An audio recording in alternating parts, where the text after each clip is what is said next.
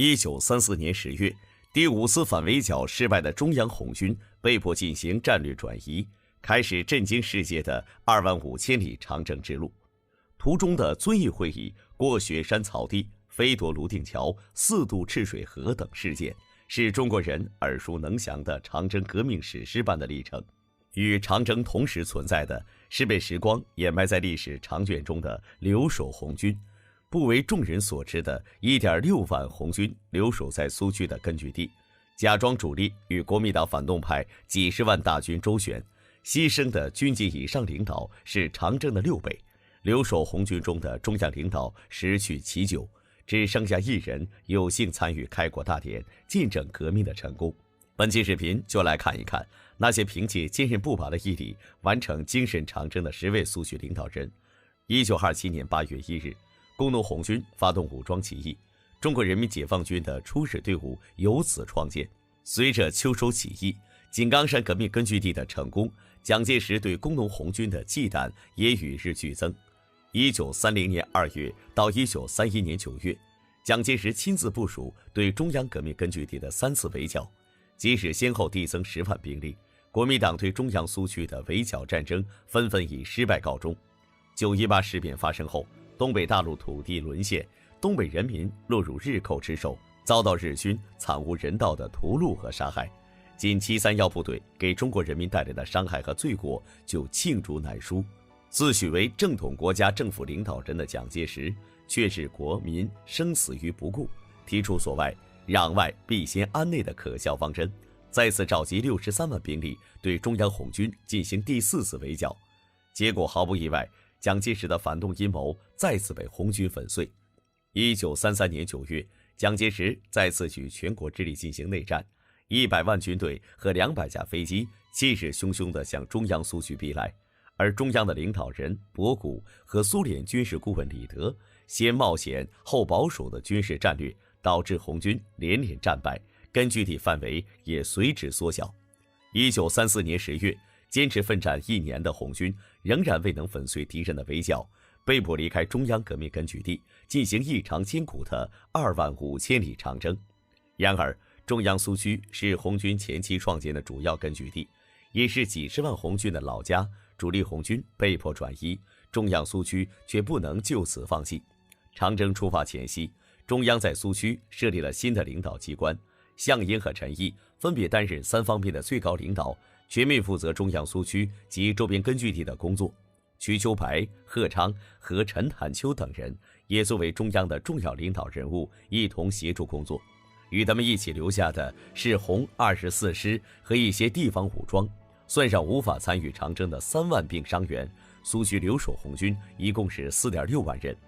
当长征队伍和根据地群众一一告别时，谁也没想到这是大多数人的生离死别。留守红军的主要任务是假装红军主力与敌人进行周旋，同时掩护真正的红军主力突出重围，实现转移目标。然而，红军本就武器匮乏，能够参加战斗的1.6万留守红军持有的弹药少得可怜。在以博古为中心的中央错误指示下，留守红军仍然和大军压境，装备精良的国军进行阵地战，导致中央苏区不到4个月就全部沦陷。幸好1935年1月的遵义会议重新确立了毛主席的领导地位，留守红军也按照毛主席的策略转入灵活的游击作战，大部队有计划地分散在不同区域，利用地形优势保存有生力量，消灭敌人。然而100万大军形成的封锁线对于游击队来说无异于天堑，中央的众多高层领导也都在同敌人的艰苦作战中壮烈牺牲。何叔衡是1921年在嘉兴南湖参加中共一大的成员之一，也是中共早期领导人中年龄最大的一位。他和毛主席的结识比中共的创立还要早，1917年就开始和毛主席、蔡和森等人参加革命活动。1931年11月，何叔衡成为中央委员，同时担任检察院和法庭的多个领导职务。红军长征后，何叔衡因为年龄较大而留守苏区。1935年2月，中央苏区几近全部沦陷，主要领导人之一项英派人护送何叔衡前往闽西。几个身穿便衣的红军昼伏夜行，于2月14日抵达福建上杭县，却因为做饭时的炊烟暴露了行迹，被当地的反动武装包围。年事已高的何叔衡让几个红军战士抛下自己突围，对为首的邓子恢说：“开枪打死我吧！”邓子恢却和其他战士架起何叔衡就跑。眼见着敌人的身影越来越近，何叔衡在悬崖边全力挣脱战友，直接纵身跃下，誓死不肯拖累其他人。这个被毛主席称赞书翁办事可当大局的何胡子，生命终结在59岁，也是留守红军中最早牺牲的中央领导。出生于1906年的贺昌是党史中最年轻的中央委员，他14岁就成为太原共青团的负责人，并创办晋华书社和平民周刊，宣扬马克思列宁主义，为小学、工人夜校的工人传授革命思想。1922年，年仅16岁的贺昌被推举为太原团地委书记，经邓中夏和高君宇介绍转为党员。后来到北京担任中央机关报《先驱》的发行主任，多次和阎锡山斗智斗勇，领导山西的工人运动。1927年，贺昌成为中共第5届中央委员，时年21岁，可谓前途不可限量。红军长征时，贺昌是中央军区的政治部主任，和陈毅一起领导游击队在赣南作战。1935年3月10日，贺昌率领部队突围，却被增援来的敌人团团围住。重伤的贺昌不顾伤势，拿起身边一个又一个倒下战友的武器，和敌人奋战到底。在只剩下最后一个人时，刚满29岁的贺昌拿起枪对准自己，没有给敌人留下任何线索。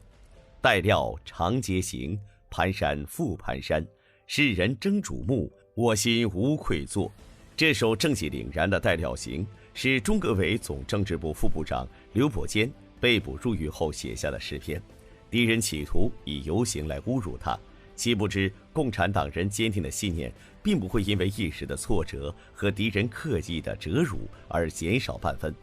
刘伯坚是周恩来在欧洲创办旅游中国少年共产党的伙伴之一，曾2次留学苏联学习共产主义，和刘伯承一起参与领导了宁都起义，成为红军5团第1任政治部主任。1934年10月，红军开启长征之路，刘伯坚作为赣南军区的政治部主任，护送主力红军过河，掩护中央红军阻击国民党反动派的途中，刘伯坚不慎被敌人击中了左腿。本就人手不足的红军也很快战败，刘伯坚被捕。在狱中的半个多月，刘伯坚创作了多首诗歌，表达自己作为共产党人的坚韧不屈。任凭敌人威逼利诱、拷问羞辱，刘伯坚始终不肯透露分毫，于1935年3月21日壮烈牺牲。毛泽谭是毛泽东的3弟，中学时代就在大哥毛泽东的教导下接触马克思主义，于1923年入党，时常到工厂、码头和学校等场所宣传革命思想。毛泽谭参加南昌起义后，随部队前往井冈山，后来一直跟随毛主席的革命脚步。1934年12月，毛泽谭被任命为红军独立师长，负责在闽赣边界同敌人展开游击作战。4月25日下午，毛泽谭带着被打散的部队来到瑞金的山中休息。天亮时才知道自己的行踪泄露，敌人的枪声已经近在咫尺。毛泽谭端起枪为战友们掩护，却被蜂拥而来的敌人射中右腿。在还击中，毛泽谭接连被子弹击中，最后带着满身的弹孔殉难，尚且不到30岁。瞿秋白1917年考入北京的俄文专修馆，1919年开始和李大钊等人研究马克思主义，翻译了很多列宁和斯大林的著作，是中共早期最重要的领导人之一。瞿秋白从1925年开始被选举为中央的委员，1927年的8期会议上成为继陈独秀之后的第2代最高领导，此后便一直以文学革命家的身份活跃在中央领导机关内。红军长征时，瞿秋白因为肺病留守苏区，他的身体状况却随着苏区的逐步沦陷而每况愈下。1935年2月，瞿秋白病情加重，不得不前往上海求医。中央原本制定的路线是从香港借道，途经福建省长汀县时，当地的保安团发现了瞿秋白的身份，当即将他收押审讯。瞿秋白在敌人的威逼利诱下，没有吐露任何有关共产党的情报，拖着重病的身躯，挨过了敌人一次又一次的严刑逼问，最终在6月18日被判枪决。瞿秋白在狱中写下了多余的话这首绝笔诗后，便在罗汉岭从容就义，年仅36岁。留守苏区的中央领导人中，只有陈毅一个人活了下来，亲眼见证了中国革命的胜利和新中国的诞生。红军长征历时2年，陈毅等人领导的南方游击战却经历了3年。在没有吃穿，甚至没有固定住所的3年游击战中，陈毅和游击队长期脱身于赣南的草莽之中。接受留守苏区的任务时，陈毅刚刚经历胯骨的粉碎性骨折。作为中央苏区的最高领导之一，陈毅拖着重伤四处奔走。1936年，在梅岭的重伤让陈毅躺在荒草丛中度过了20多天，靠着野草和野菜充饥。寒冬时，和4、5个战友围着一条破毛毯，大多数人把芭蕉叶当成被子抵御严寒，整夜都不敢让枪离手。好在陈毅最终熬过了比长征还难的3年，成为中共革命胜利的见证者。但他更多的战友却为实现革命理想，建立起一个没有剥削和压迫的新中国而中道崩殂。方志敏烈士是赣东北和闽浙赣根据地的创建者，他发明了一套完整的建军建党和政权经验，被毛主席称赞为方志敏式根据地。在1935年初，领导红四军向皖南进军途中，方志敏被国民党10万大军包围，于江西玉山县被俘。经过半年多和国民党反动派斗智斗勇的历程，方志敏于1935年8月6日被敌人杀害，时年36岁。闽粤赣红军游击队的司令古柏是贺常的同龄人。在广东龙川县突围时，古柏被叛徒出卖，导致游击队被敌人包围。古柏作为最后的掩护，英勇牺牲，年仅29岁。留守苏区的中央局书记项英和中央委员陈坦秋都在3年野人一样的游击生活中挺了过来。被美国记者称为从坟墓中爬出来的铁人的项英，却在1941年的皖南事变中被叛徒杀害，在抵抗日寇的侵略中死在了自己人手中。陈坦秋1939年到新疆担任八路军办事处的负责人，后来新疆省主席盛世才投靠蒋介石，陈坦秋作为中共创始人之一被关进大牢，和毛主席的二弟毛泽民受尽了老虎凳、烙铁、辣椒水的折磨后壮烈牺牲。抗日战争胜利后，有人把蒋介石奉为民族英雄。然而南方3年游击战争期间，国民党军队造就的杀孽堪比侵华日军。反动派对红军围剿时，村子里的普通群众到处躲避。为了让群众交出红军，这些反动派动辄下令屠村。中央苏区沦陷初期，福建长汀县娄子坝村的143人全部被杀，而赣州市的牺牲在国民党反动派手下的烈士达到5万人之多。与长征的艰苦相比，南方3年游击战牺牲的烈士们仿佛被掩埋在时光中，但5星红旗的鲜艳离不开成千上万无名烈士的鲜血，他们都不该被忘记。